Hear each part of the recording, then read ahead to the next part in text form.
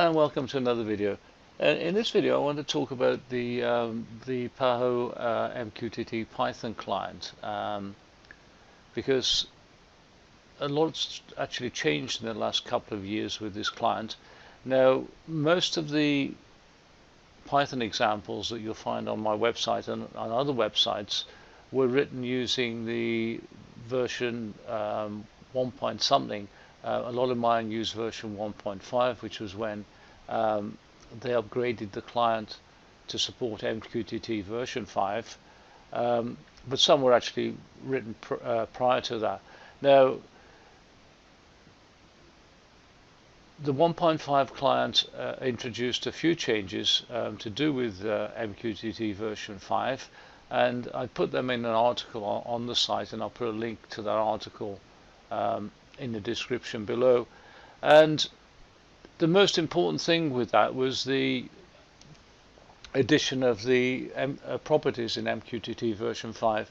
So if you using the old client, the 1.x client, or sorry, 1.5 and above client prior to release 2, MQTT version 5 support was there, and if you actually used MQTT version 5 as the protocol rather than the default, which is version 3, then you needed to make some changes in the callbacks, and that is to address the fact that MQTT version 5 has properties. And as I say, I put those in an article on the site, so I'm not going to cover them here. I'll put a link to that description.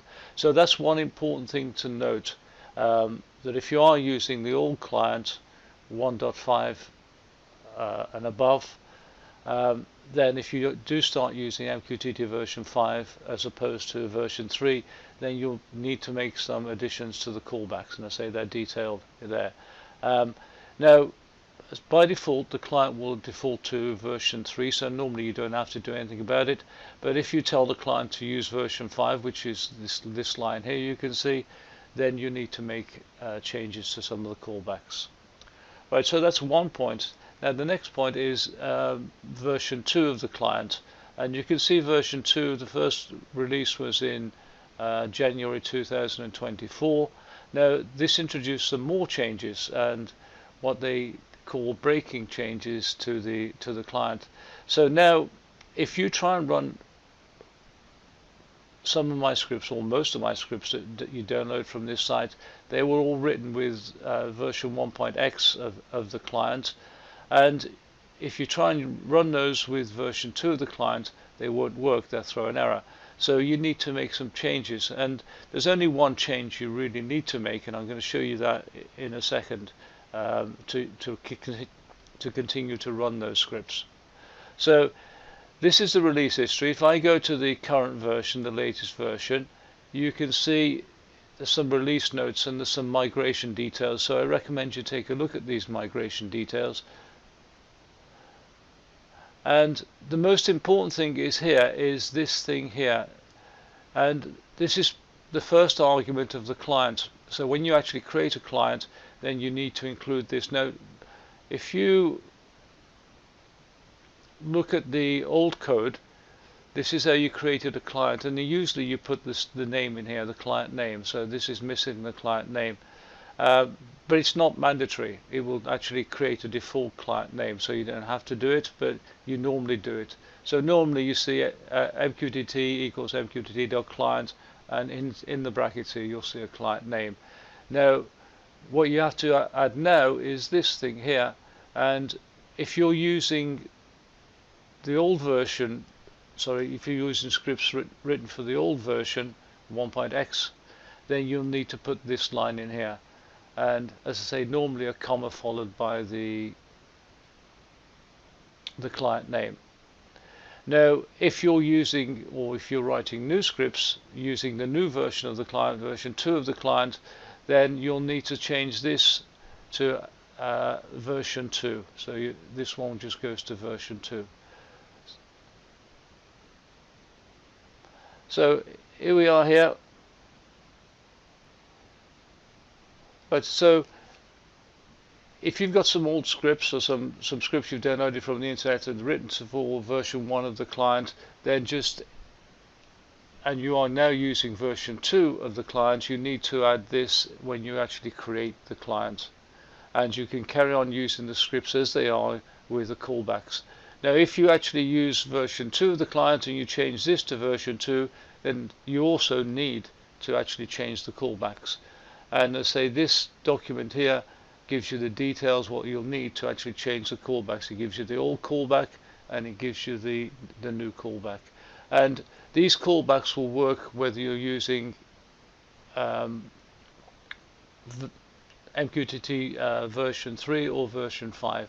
So that basically the callbacks are become standard then for version 3 and version 5.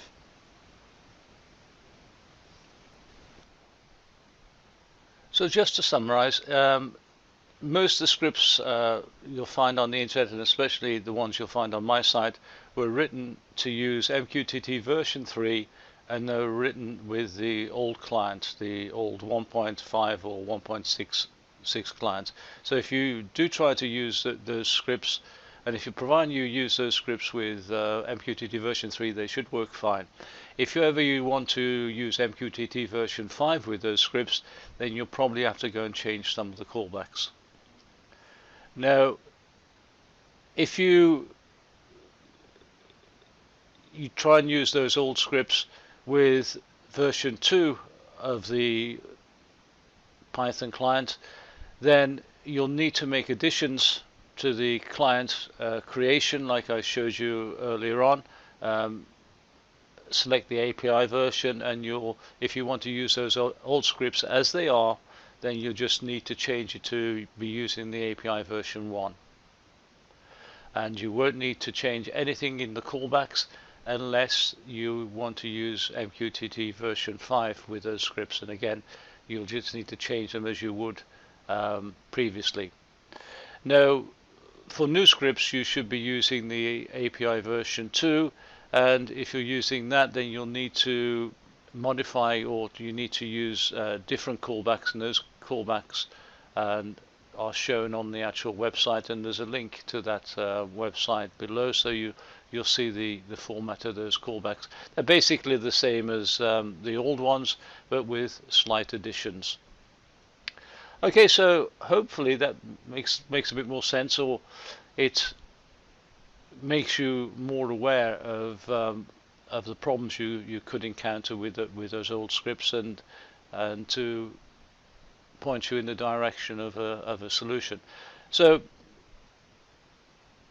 as usual, if you've got comments, then please leave them below. If you like the video, then click on the like button below, and if you'd like to get notified of new videos on the channel, then you can always subscribe. Until next time, goodbye.